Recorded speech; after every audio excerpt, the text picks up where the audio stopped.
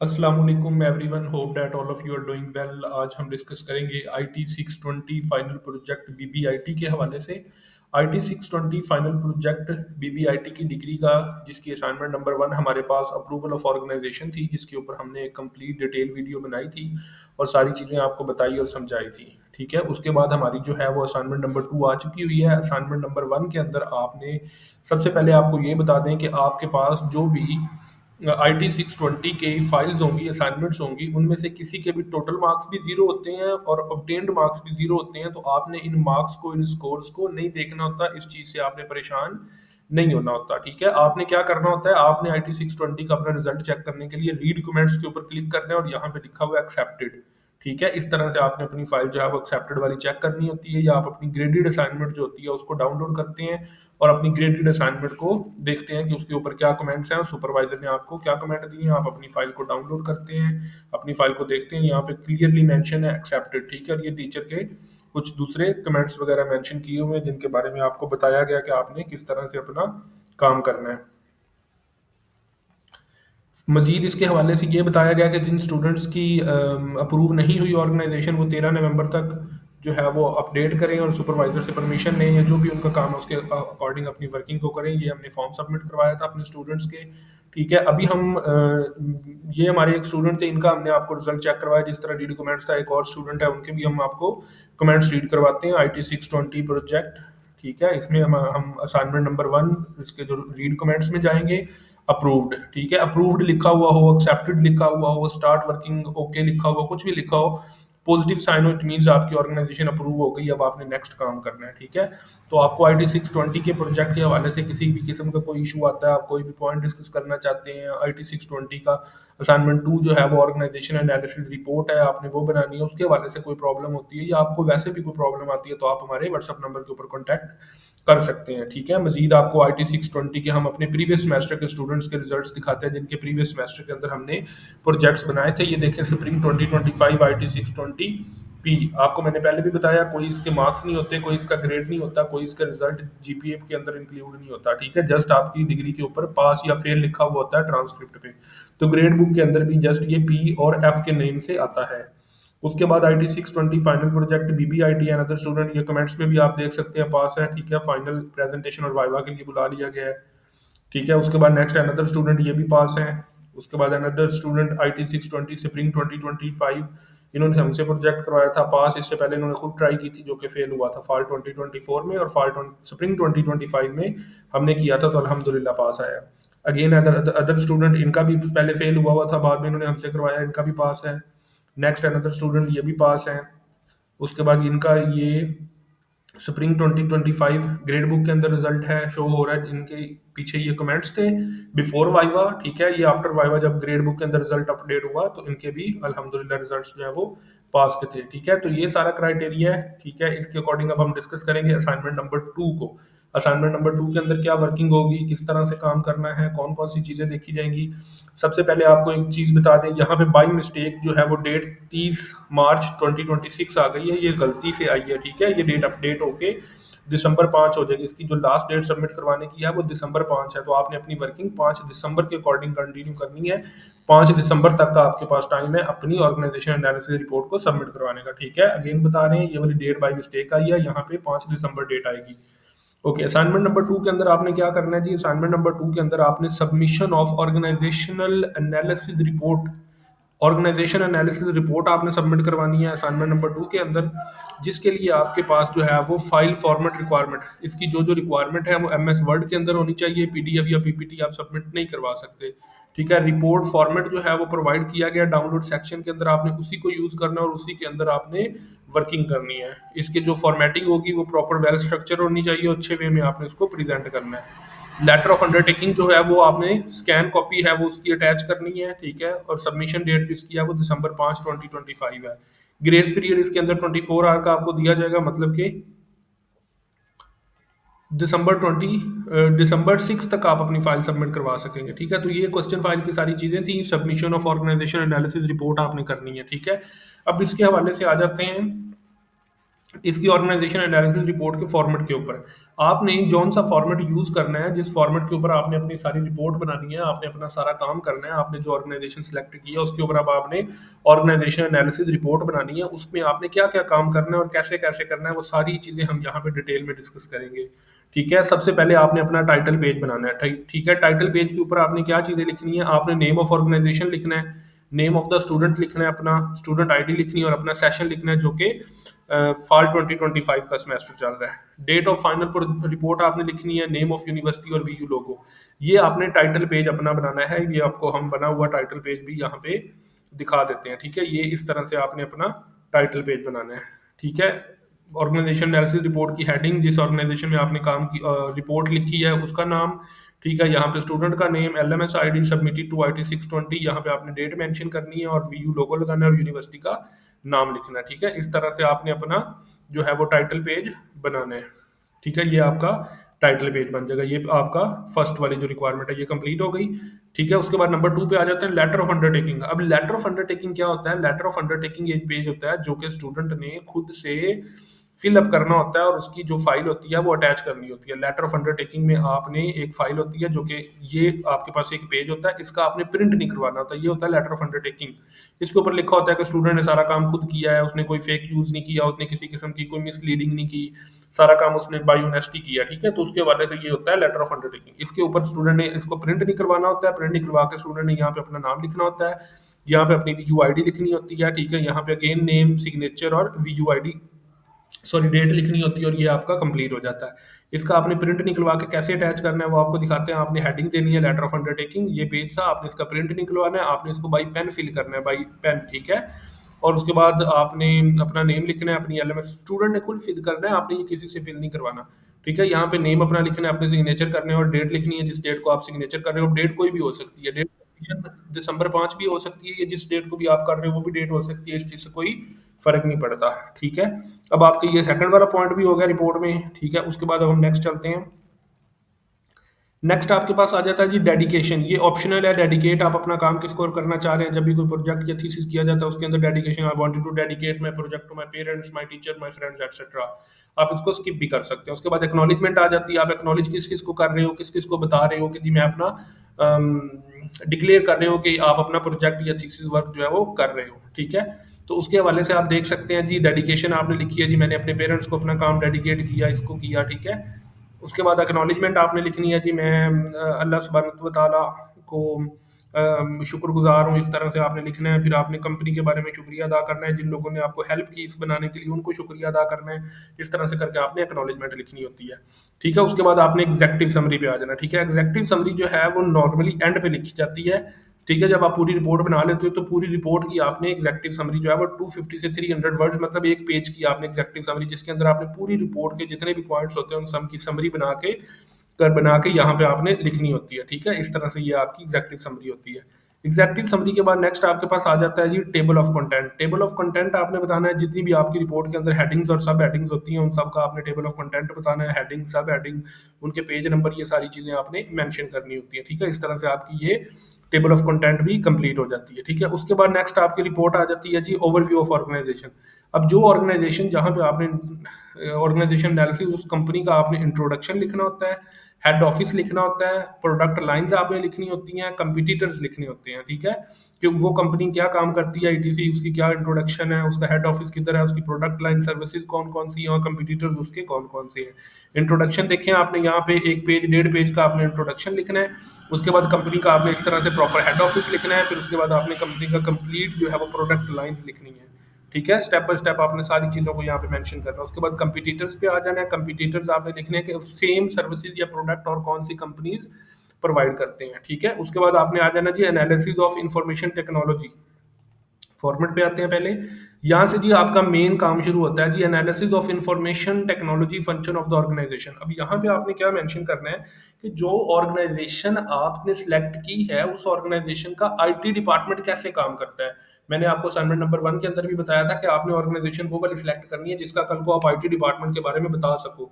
उसके IT department के अंदर कौन कौन से काम होते हैं, किस तरह की वर्किंग होती है, कौन से उनका सेटअप है, सारी चीजें हेडिंग्स की फॉर्म में आपने 1 बाय 1 लिखना है। ठीक है, अब आपके जो आईटी, सबसे पहले आपने ओवरव्यू देना है। अब आईटी डिपार्टमेंट की टोटल ऑलमोस्ट 11 हेडिंग्स है। ठीक है, सॉरी, आईटी डिपार्टमेंट की टोटल 11 हेडिंग्स है, ठीक है, आईटी डिपार्टमेंट के अंदर 11 तक। तो आपने क्या करना है कि सबसे पहले इंट्रोडक्शन, मेन हेडिंग जो है वो 11 इंट्रोडक्शन। इंट्रोडक्शन में आपने brief overview of the role of IT department, पहले आपने ये मेन हेडिंग देनी है, ये सब हेडिंग देनी है, ब्रीफ ओवरव्यू। हर हेडिंग के नीचे आपने 6 से 7 लाइनें लिखनी है मिनिमम, ठीक है, बहुत ज्यादा नहीं लिखनी, 6-7 लिखें और मैक्सिमम 8 तक लिखें, ठीक है। ये जो आपकी मेन सब हेडिंग है ना, इसके नीचे 6 लाइनें लिखनी है। Brief overview of the role of IT department, की वो जो कंपनी है, उस कंपनी के अंदर जो आईटी और एमआईएस डिपार्टमेंट है उसका ओवरव्यू बताएं, उसका क्या रोल है, ठीक है। फिर उसका पर्पस और रेलिवेंस बताएं कि इस आईटी डिपार्टमेंट का क्या पर्पस और उसका क्या रेलिवेंस या उसका क्या रिलेशन है उस कंपनी के साथ। उसके बाद बताएं जी कि वो जो कंपनी है उसका कनेक्शन विद मैनेजमेंट, के वो जो आईटी डिपार्टमेंट है उसका मैनेजमेंट के साथ क्या कनेक्शन है, डिसीजन सपोर्ट ऑपरेशन एफिशिएंसी के अंदर वो आईटी डिपार्टमेंट किस तरह से उस कंपनी में अपना रोल प्ले। अब ये 3 हेडिंग्स हैं, ये एक मेन हेडिंग है और उसकी 3 सब हेडिंग है, और हर सब हेडिंग के नीचे आपने 6 से 7 लाइनें लिखनी है। तो टोटल आपकी इंट्रोडक्शन की हेडिंग के अंडर जो 3 सब हेडिंग्स हैं उनकी ऑलमोस्ट 18 से 20 लाइन्स बन जाएंगी, ठीक है। अब आपको मैं यहाँ से दिखाता हूँ, आपने जो भी कंपनी चूज की है उसका इंट्रोडक्शन आपने लिखा, ठीक है। इंट्रोडक्शन के अंदर आपने हर लाइन के अंदर 6 से 7 लाइनें लिखी हर सब हेडिंग के अंदर।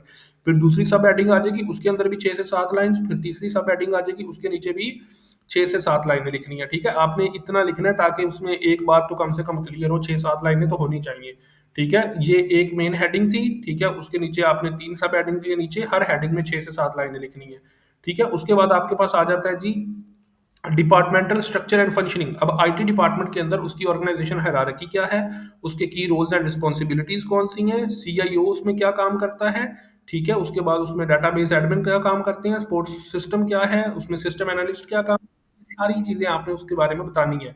रिपोर्टिंग लाइंस उसकी कौन कौन सी हैं, कोलैबोरेशन उसका दूसरे डिपार्टमेंट के साथ कैसे। अब यहाँ पे एक बात नोट करने वाली है, कुछ सुपरवाइजर्स इन के रिलेटेड जो है वो डायग्राम्स भी बनवाते हैं, ठीक है, कुछ सुपरवाइजर बनवाते हैं। नॉर्मली आपको फर्स्ट सबमिशन के अंदर डायग्राम्स बनवाने की जरूरत नहीं है, लेकिन कुछ सुपरवाइजर जो है वो डायग्राम्स भी बनाते हैं, ठीक है। वो कहते हैं स्टूडेंट को कि आप डायग्राम्स भी बनाएं, ठीक है। जिस तरह ये वाली रिपोर्ट है, इसके सुपरवाइजर ने कहा था कि आपने डायग्राम्स बनानी है।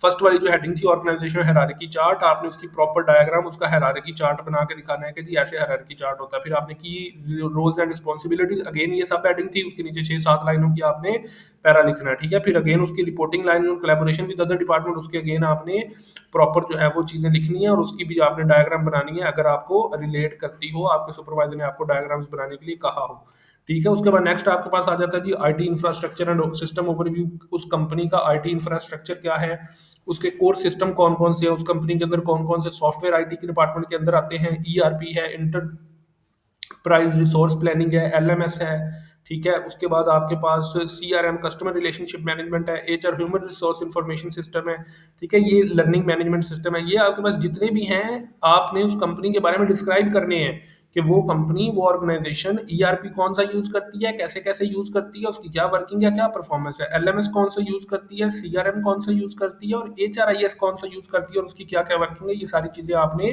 ब्रीफली डिस्क्राइब करनी है 6 से 7 लाइनों में। उसके बाद उनका नेटवर्क और इंफ्रास्ट्रक्चर और डाटा सेंटर कौन से हैं, उनके बारे में आपने 6 से 7 लाइनें लिखनी है कि वो कंपनी अपने आईटी डिपार्टमेंट का नेटवर्क और इंफ्रास्ट्रक्चर कौन सा और कैसे बिल्ड किया हुआ है उसने, उसके अंदर डाटा सेंटर कौन कौन से हैं और कैसे वो रिलेट है और कैसे वो लिंक किए हुए हैं, और किस तरह से इंटीग्रेशन विद अदर डिपार्टमेंट के, आईटी डिपार्टमेंट ने किस तरह इंटीग्रेट किया हुआ है सारे डिपार्टमेंट्स को एक दूसरे के साथ, ठीक है। तो यहाँ पे आप देख सकते हैं जो डायग्राम्स रिक्वायर होंगी, आपने वो डायग्राम्स बनानी है, ठीक है, सारे अपने सेटअप्स की। उसके बाद नेटवर्क इंफ्रास्ट्रक्चर डाटा सेंटर के बारे में आपने बताना है, इंटीग्रेशन विद अदर डिपार्टमेंट्स को। ये डायग्राम्स वाला मैं फिर बता रहा हूँ, डायग्राम्स आपने तब बनानी है जब अगर आपका सुपरवाइजर कहे। फर्स्ट सबमिशन के अंदर आपको डायग्राम्स बनाने की जरूरत नहीं है, अदरवाइज आप हमारे साथ व्हाट्सएप पे कॉन्टैक्ट कर लीजिएगा, हम आपको बता देंगे सुपरवाइजर आपका कौन सा है, वो डायग्राम्स बनवाएगा नहीं बनवाएगा, या आपने उस हवाले से क्या काम करना है, ठीक है। ओके, नेक्स्ट चलते हैं स्ट्रेटेजिक रोल एंड अलाइनमेंट, कि वो जो आईटी डिपार्टमेंट है उस कंपनी का, वो किस तरह से ऑर्गेनाइजेशन के स्ट्रेटेजिक ऑब्जेक्टिव में उसको सपोर्ट करता है, ठीक है। उसकी गोल्स एंड अदर डिपार्टमेंट्स के साथ अलाइनमेंट किस तरह से हुई हुई है, वो कैसे अपनी वर्किंग को उसके साथ रिलेट करता है।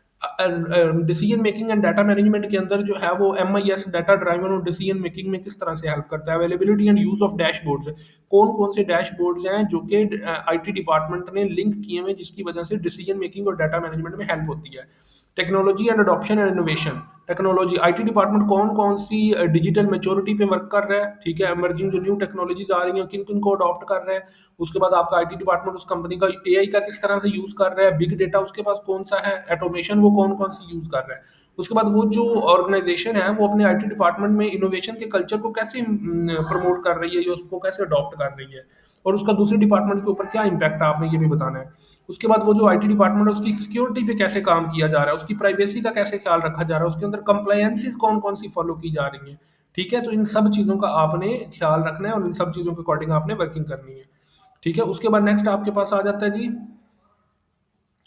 Data protection measures and cyber security के, उस ऑर्गेनाइजेशन के आईटी डिपार्टमेंट के अंदर कौन से डेटा प्रोटेक्शन के मेजर्स किए जाते हैं, साइबर सिक्योरिटी फ्रेमवर्क कौन सा सेटअप किया हुआ है, उसके अंदर कंप्लायंसी एंड लीगल वर्क कौन से हैं, इंस्टीट्यूशन पॉलिसीज कौन सी है, मतलब हर ऑर्गेनाइजेशन की आईटी डिपार्टमेंट की लीगल पॉइंट्स भी होते हैं, पॉलिसीज भी होती हैं, कंप्लायंसीज भी होती हैं। मैंने आपको आईटी डिपार्टमेंट का जब आपने ऑर्गेनाइजेशन सेलेक्ट करनी थी तो मैंने आपको इस हवाले से गाइड किया था कि आपने ऑर्गेनाइजेशन वो प्रोवाइड सेलेक्ट करनी है जिनका कल को आप डेटा प्रोवाइड कर सको, क्योंकि ये सारी चीज़ें इन सब का आपको डेटा चाहिए तभी आप ये सब लिख सकोगे।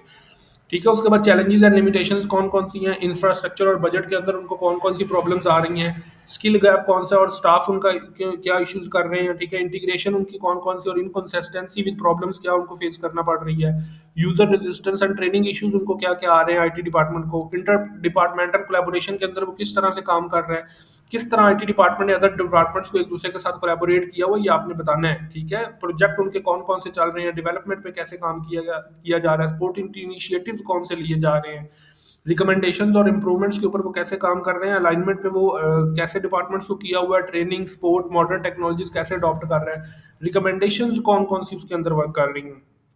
ओवरऑल आपने आईटी, अब ये जो कंक्लूजन आपने लिखना है ना, ये कंक्लूजन आपने सिर्फ आईटी डिपार्टमेंट का लिख रहे हैं कि आईटी डिपार्टमेंट की फाइंडिंग्स कौन सी हैं, उसके अंदर स्ट्रेटेजिक वैल्यू कौन सी है, उसके अंदर outlook and role of digital transformation क्या है। ठीक है, यहाँ तक आपने जितना भी लिखना है वो आईटी डिपार्टमेंट के रिलेटेड लिखना है। ओके, उसके बाद आपने लिखना है जी क्रिटिकल एनालिसिस। क्रिटिकल एनालिसिस के अंदर आपने, उससे पहले मैं आपको जो है वो बाकी फाइल दिखा देता हूँ।